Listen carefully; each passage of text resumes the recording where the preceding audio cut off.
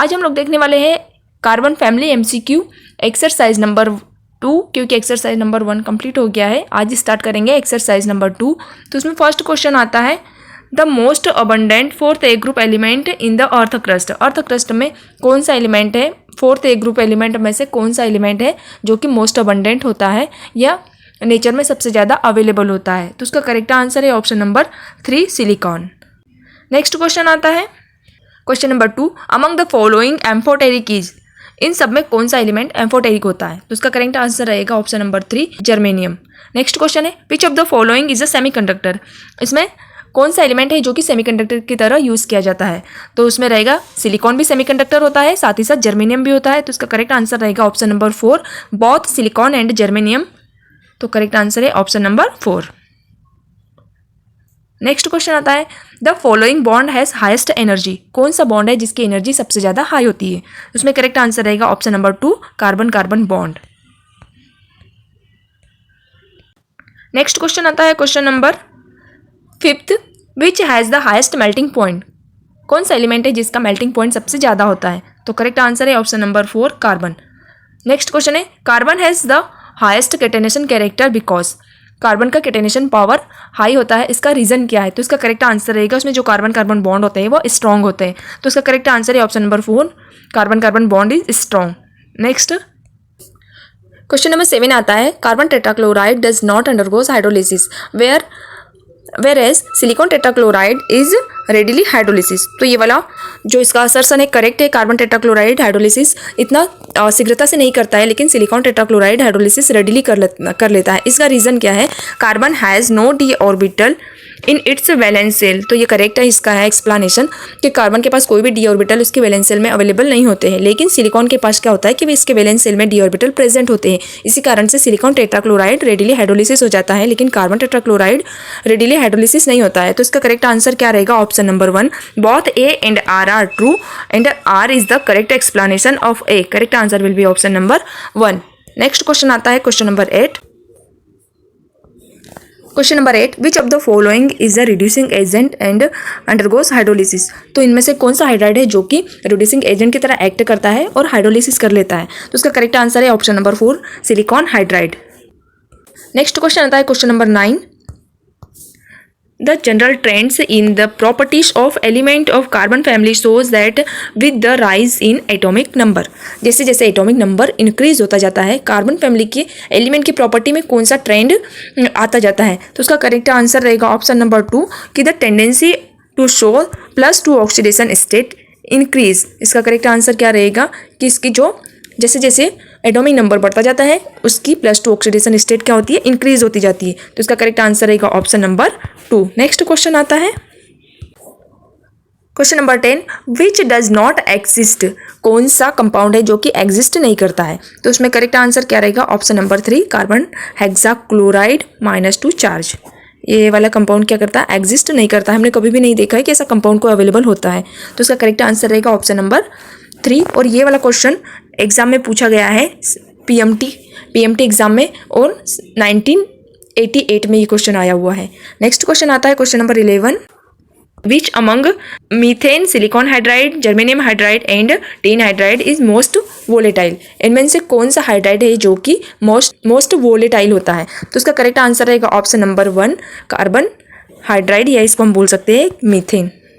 Next question आता है, list abundant fourth A group element in the earth crust.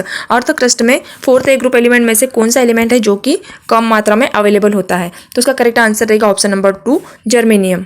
अगर हम मोस्ट अबंडेंट देखते हैं तो मोस्ट अबंडेंट में होता है सिलिकॉन, लेकिन लिस्ट अबंडेंट में आएगा वो है जर्मेनियम। नेक्स्ट क्वेश्चन आता है, cassiterite is the natural source of. Cassiterite कौन से एलिमेंट का नेचुरल सोर्स होता है। तो उसका करेक्ट आंसर है option number 3, tin. Next question है, reducing capacity is highest for. कौन से हाइड्राइड है जिसकी रिड्यूसिंग कैपेसिटी सबसे ज़्यादा होती है। तो इसका करेक्ट आंसर रहेगा option number 4, lead hydride. Next question आता है क्वेश्चन नंबर 15 आता है, which of the following fourth A group element do not exhibit allotropy. कौन सा एलिमेंट है जो कि एलोट्रोपी शो नहीं करता है। तो इसका करेक्ट आंसर है ऑप्शन नंबर 4, लेड। लेड के कोई भी एलोट्रोप नहीं होते हैं। नेक्स्ट क्वेश्चन आता है, which is not an allotrope of carbon, कौन सा है जो कि कार्बन का एलोट्रोप नहीं होता है? तो इसमें हम देखते हैं कि ग्रेफाइट क्या है। ग्रेफाइट तो कार्बन का एलोट्रोप है। डायमंड भी कार्बन का एलोट्रोप है। कोक देखते हैं तो कोक भी इसका एलोट्रोप होता है। लेकिन अगर हम कार्बोरंडम को देखते हैं तो कार्बोरंडम इसका एलोट्रोप नहीं होता है। तो correct answer will be option number 3, carborundum carbon का एलोट्रोप नहीं है। नेक्स्ट क्वेश्चन आता है, when diamond is heated in vacuum at 2000 degree Celsius the substance form is. अगर हम डायमंड को 2000 डिग्री सेंटीग्रेड पर क्या करेंगे, वैक्यूम में हीट करेंगे तो हमें मिल जाएगा ग्रेफाइट। तो इसका करेक्ट आंसर रहेगा option number 3, graphite. Next question आता है question number 18, all atom are sp3 hybridized in the following substance. कौन सा सब्सटेंस है जिसमें सारे कार्बन एटम क्या होते हैं, sp3 हाइब्रिडाइज होते हैं? तो उसका करेक्ट आंसर है ऑप्शन नंबर 3, डायमंड। डायमंड में अगर हम देखते हैं तो एक कार्बन आपस में कितने 4 डिफरेंट कार्बन से अटैच होता है, तो इस कारण से उसका हाइब्रिडाइजेशन क्या हो जाता है, sp3 हाइब्रिडाइजेशन। नेक्स्ट क्वेश्चन आता है, graphite and gas carbon are a pair of. Graphite and gas carbon किसका पेयर होता है? तो उसका करेक्ट आंसर है option number 2, allotropes. Next question आता है क्वेश्चन नंबर 20 आता है, layer structure is present in. तो लेयर स्ट्रक्चर कौन से कंपाउंड में प्रेजेंट होता है? करेक्ट आंसर है option number 1, graphite. Next question आता है, the allotrope of carbon not use in making of electrode is. कौन सा एलोट्रोप है कार्बन का जो कि इलेक्ट्रोड बनाने में यूज नहीं किया जाता है? तो उसका करेक्ट आंसर है option number 4, diamond. Next question आता है क्वेश्चन नंबर 22, डायमंड। अगर हम डायमंड की रिएक्शन कराएंगे 1800 टू 2000 डिग्री टेम्परेचर पर in the presence of vacuum तो हमें एक्स प्रोडक्ट मिलेगा। और इस एक्स प्रोडक्ट का यूज हम कहाँ पर करते हैं? तो ये एक्स प्रोडक्ट होता है ग्रेफाइट, और ग्रेफाइट का यूज करते हैं एज ए लुब्रिकेंट। सेकेंड होता है कि in the manufacture of lead pencil. Graphite का यूज लेड पेंसिल के मैन्युफैक्चर में भी करते हैं। थर्ड होता है कि in electrotyping and electroplating. Electrotyping and electroplating में भी ग्रेफाइट का यूज किया जाता है। फोर्थ ऑप्शन है ऑल द अबो। तो करेक्ट आंसर इसका क्या रहेगा, all the above. Question number 23 आता है, the correct statement regarding graphite is. तो ग्रेफाइट के संबंध में कौन सा स्टेटमेंट करेक्ट है? ऑप्शन 1 आता है इसमें, graphite is not a conductor because it does not contain free electron. तो ये वाला स्टेटमेंट रॉन्ग है। ग्रेफाइट क्या होता है, ग्रेफाइट कंडक्टर की तरह यूज़ किया जाता है और इसमें फ्री इलेक्ट्रॉन प्रेजेंट होते हैं। लेकिन यहाँ पर क्या है, ये वाला स्टेटमेंट रॉन्ग है। सेकंड देखते हैं, graphite is a 3 dimensional conductor because p electron are delocalize 3 dimensionally. ये वाला स्टेटमेंट भी रॉन्ग है। ग्रेफाइट क्या होता है, 2D होता है, मतलब 2 डायमेंशनल होता है, और इसमें जो p इलेक्ट्रॉन होते हैं वो क्या करते हैं, 2 डायमेंशनली डीलोकेलाइज होते हैं। थर्ड देखते हैं, graphite is a 2 dimensional conductor because p electron are delocalize 2 dimensionally. तो ये वाला स्टेटमेंट क्या है, करेक्ट है। फोर्थ देखते हैं, in graphite all the carbon atom undergoes sp3 hybridize. तो ये वाला क्या है, ये वाला स्टेटमेंट भी रॉन्ग है। इसमें क्या होता है, ग्रेफाइट में सारे कार्बन एटम क्या होते हैं, sp2 हाइब्रिडाइज होते हैं। तो इसका करेक्ट आंसर क्या रहेगा, correct answer will be option number 3। ये वाला भी रॉन्ग है, ये वाला भी रॉन्ग है, ये रॉन्ग है, और करेक्ट स्टेटमेंट है वो है option number 3, graphite is a 2 dimensional conductor because p electron are delocalize 2 dimensionally. Next question आता है question number 24। Question number 24 regarding diamond. Diamond के रिगार्डिंग कौन सा स्टेटमेंट करेक्ट है? तो इसमें हम देखते हैं option number 1, carbon carbon bond length is 1.54 angstrom. तो डायमंड के रिगार्डिंग ये वाला स्टेटमेंट क्या है, करेक्ट है। फिर सेकंड देखते हैं, it has list refractive index among solid. तो अगर हम यहाँ पर देखते हैं डायमंड में, तो डायमंड का रिफ्रैक्टिव इंडेक्स क्या होता है, हाई होता है। तो ये वाला स्टेटमेंट क्या है, रॉन्ग हो गया है।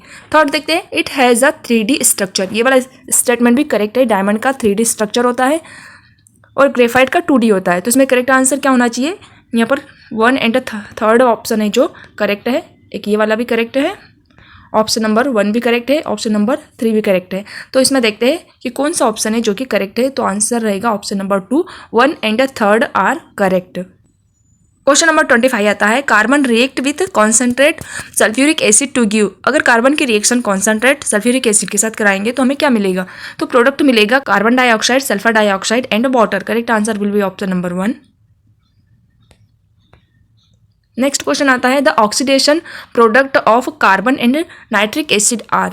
अगर हम कार्बन और नाइट्रिक एसिड का ऑक्सीडेशन कराएंगे तो हमें कौन सा प्रोडक्ट मिलेगा? तो उसका करेक्ट आंसर रहेगा option number 2 carbon dioxide, nitrogen oxide and water. Correct answer will be option number 2। Next question आता है question number 27 the acidic oxide formed when carbon react with concentrate sulphuric acid. अगर हम carbon के reaction concentrate sulphuric acid के साथ reaction कराएंगे तो हमें मिल जाएगा कार्बन डाइऑक्साइड, साथ ही साथ मिलेगा सल्फर डाइऑक्साइड। तो correct answer will be option number 2 carbon dioxide and sulphur dioxide. Next question है carbon react with iron metal to form. अगर हम कार्बन की रिएक्शन कराएंगे आयरन के साथ तो हमें मिल जाएगा आयरन कार्बाइड। तो करेक्ट आंसर रहेगा ऑप्शन नंबर 2 Fe3C।